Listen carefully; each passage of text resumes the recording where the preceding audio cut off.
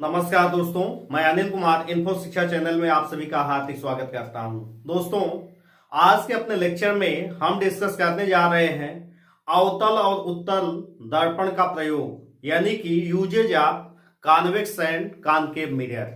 क्योंकि दोस्तों ये ऐसा टॉपिक है जिससे यूपीपीसीएस हो, एसएससी हो, बैंक का एग्जाम हो, जिसमें भी जीएस पोर्शन है, चाहे यूपी टेट, सी टेट, इन सभी एग्जाम में जीएस का पोर्शन इंक्लूड है और उसमें साइंस के सेगमेंट से क्वेश्चन बनते ही बनते हैं। तो आज के लेक्चर में हमने दिखाया है कि ये जो दर्पण का उपयोग है, चाहे उत्तल का और चाहे अवतल दर्पण का, इससे पहले इसका उपयोग दिखाया गया है। इसके बाद इससे जो जो क्वेश्चन बने हैं उन क्वेश्चन को मैंने लिया है। दोस्तों, ये हाई स्कूल एनसीईआरटी के फिजिक्स का पार्ट है और यहीं से इतने ही पार्ट से एग्जाम में क्वेश्चन बनते हैं। आप इसको जो मैंने लिखा है यहाँ पे, ये एनसीईआरटी का पोर्शन है और हाई स्कूल का फिजिक्स हम पढ़ा रहे हैं। उसी क्रम में हमने प्रतिबिंबों के बनने की स्थितियां उत्तल और अवतल दर्पण से डिस्कस की है और उसी के बाद आता है क्रम uses of concave and convex mirror. तो अगर हम यहां पहले ये चर्चा कर लेते हैं कि अवतल दर्पण के उपयोग, एक एक करके उपयोग देखते जाइए और ये हर एक एग्जाम के लिए समझिएगा कि ये फैक्ट है। अब यहां से देखिए इसका उपयोग टार्च में। टार्च अगर आप देखे होंगे तो टार्च में एक इस तरीके से हेड सामने ऐसा बना होता है। तो यहां पे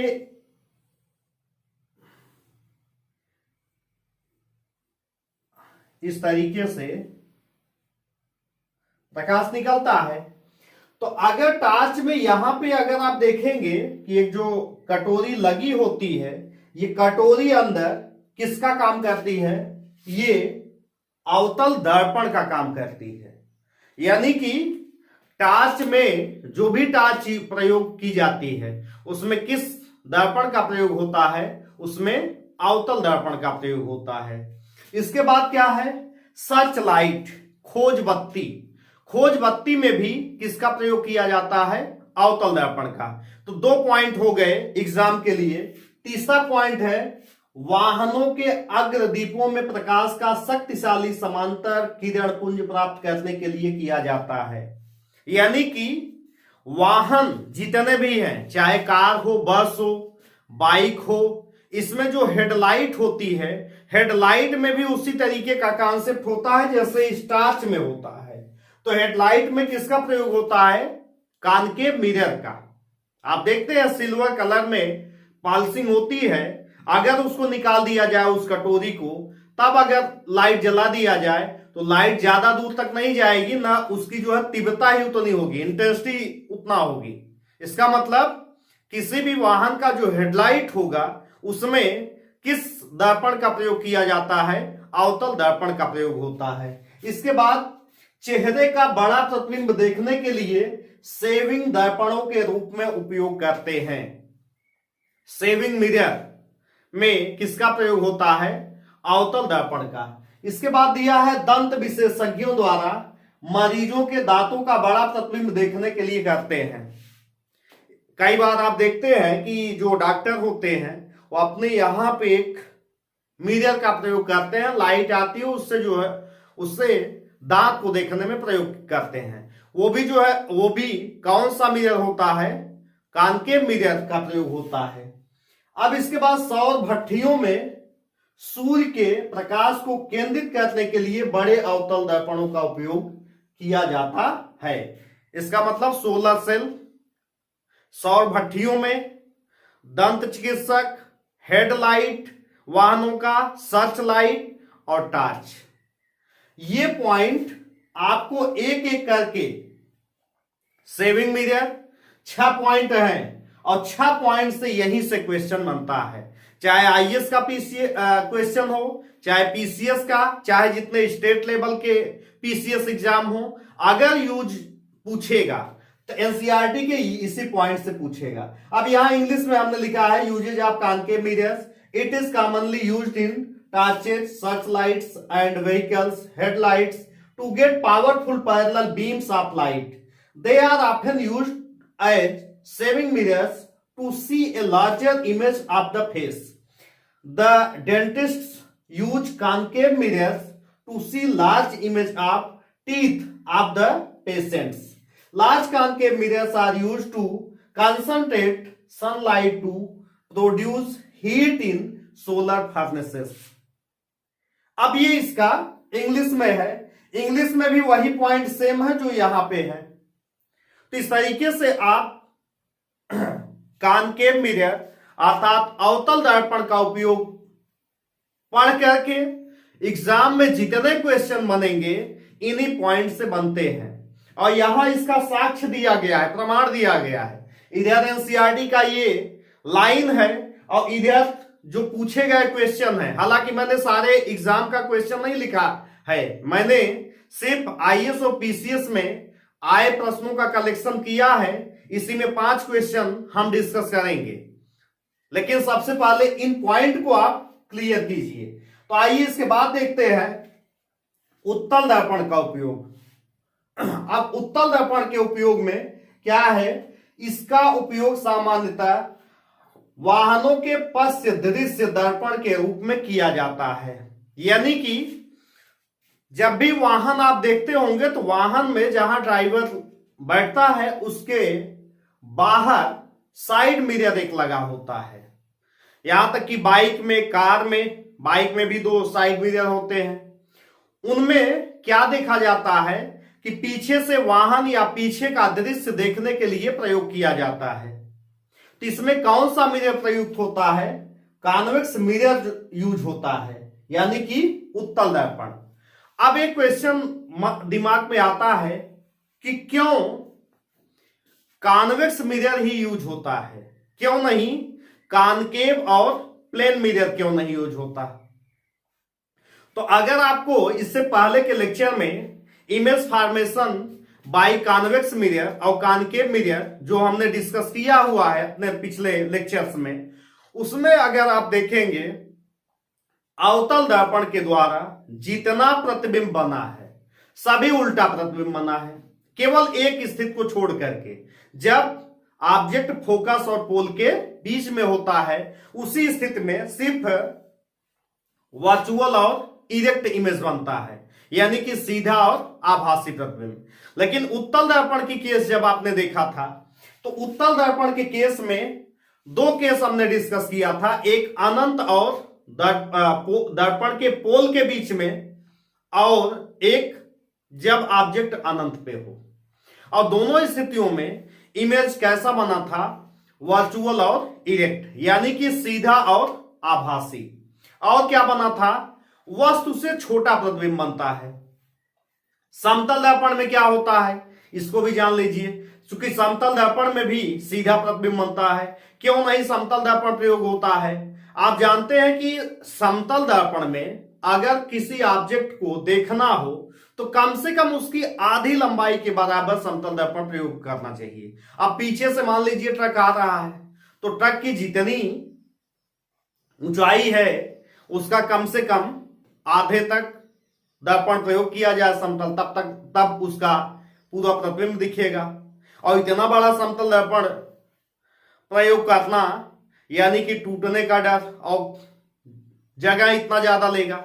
इसलिए सबसे सुटेबल मिरर वहां के लिए कौन सा होगा, कॉन्वेक्स मिरर, यानी कि उत्तल दर्पण।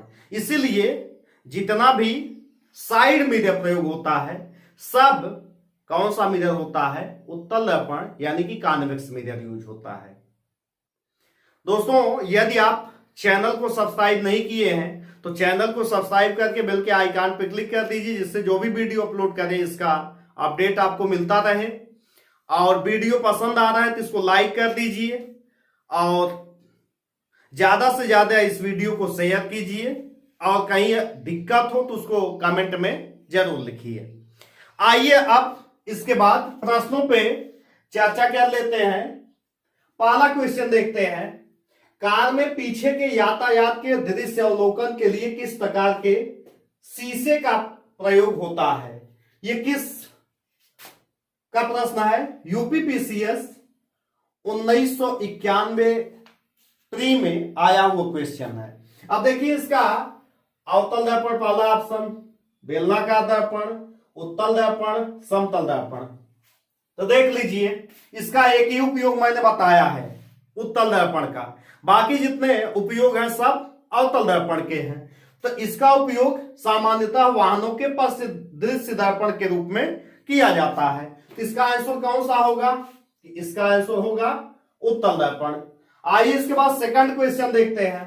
कार के पीछे आने वाले यातायात को देखने के लिए निम्नलिखित प्रकार के दर्पणों में से किसका उपयोग होता है? ये यूपीपीसीएस 2015 प्रीलिम्स का क्वेश्चन है। तो यहां पे उत्तर क्या दिया है? उत्तल दर्पण, अवतल दर्पण, समतल दर्पण, गोली दर्पण। अब बात बताइए, यहां पे अभी सेम क्वेश्चन है, सिर्फ भाषा बदल दी गई और ऑप्शन के क्रम बदल दिए गए। इसका पहला ऑप्शन हो जाएगा उत्तल दर्पण। फिर देखिए वही क्वेश्चन फिर रिपीट किया है। वाहनों में पृष्ठ दृष्टि दर्पण के रूप में किस दर्पण को प्रयोग में लाया जाता है? तो यहां पे देखिए समतल दर्पण, अवतल दर्पण। इसके बाद ऑप्शन क्या है? उत्तल दर्पण। सेम क्वेश्चन है। तो आपने देखा 3 क्वेश्चन, और ये कब कब आया है? यूपीपीसीएस प्रीलिम्स 2011 में और यूपीपीसीएस मेंस 2010 में ये क्वेश्चन 2 बार पूछा गया है। तो कहने का मतलब 3 के तीनों क्वेश्चन सिर्फ इस लाइन से। Concave mirrors are commonly used as rear view mirrors in vehicles. तो आप देख रहे हैं कि इसी का एनसीईआरटी किताब का लाइन ही यहां पे प्रयुक्त करता है। तो आप पहले ये जानिए, जब कंपटीशन की पढ़ाई कर रहे हो तो सबसे पहले ये ध्यान देना है कि क्वेश्चन का सोर्स कहां से बन रहा है। तो आप देख रहे हैं एनसीईआरटी की लाइन को ही उठा के रख रहा है। अब आइए क्वेश्चन अगला देख लेते हैं। दाढ़ी बनाने के लिए काम में लेते हैं अवतल दर्पण, समतल दर्पण, उत्तल दर्पण, इनमें से कोई नहीं। अब जरा यहां पे देखिए क्या लिखा गया है। चेहरे का बड़ा प्रतिबिंब देखने के लिए सेविंग दर्पणों के रूप में उपयोग किया जाता है। यानी कि ये पूरी की पूरी लाइन उठा के उसी से क्वेश्चन कौन सा बनाया है? दाढ़ी बनाने के लिए काम में लाते हैं। तो कौन सा दर्पण? अवतल दर्पण। इसका आंसर कौन सा हो जाएगा? ए ऑप्शन हो जाएगा। अब एक क्वेश्चन लास्ट बच रहा है, उसको डिस्कस कर लेते हैं। तो ये topic important topic high school के लिए, इंटर के लिए और कंपटीशन के लिए आपका कंप्लीट हो जाएगा। अगला क्वेश्चन क्या है? खोज बत्ती में दर्पण जो प्रयुक्त होता है वह है। खोज बत्ती देखिए, खोज बत्ती का मतलब है सर्च लाइट। ठीक है, यहां भी सर्च लाइट और इंग्लिश में भी इसका सर्च लाइट ही दिया गया है। तो सर्च लाइट यानी कि आपको आंसर पता है अवतल दर्पण। अब यहां पे देखिए नतोदर दर्पण दिया है और इसके बाद उन्नतोदर दर्पण दिया है, सादा दर्पण, इनमें से कोई नहीं। अब ध्यान रखिए, कई बार कहा जाता है ना कि हिंदी मीडियम और इंग्लिश मीडियम, क्यों हिंदी मीडियम के स्टूडेंट का नंबर कम हो जाता है और इंग्लिश मीडियम वाले हमेशा हर एक एग्जाम में 8 या 10 क्वेश्चन लीड कर जाते हैं हिंदी माध्यम से। इसका रीजन यहीं पे देख लीजिए कि जब इंग्लिश में यही क्वेश्चन लिखा होगा, इंग्लिश में क्वेश्चन लिखा गया होगा, तो उसका इंग्लिश हमेशा कॉन्वेक्स और कॉनकेव मिरर ही लिखा होगा। और हिंदी में अभी आपने जो देखा उत्तल दर्पण, अवतल दर्पण, और यहां इंग्लिश ये हिंदी क्या बना दिया? नतोदर दर्पण और उन्नतोदर दर्पण। यानी कि ये है कौन सा?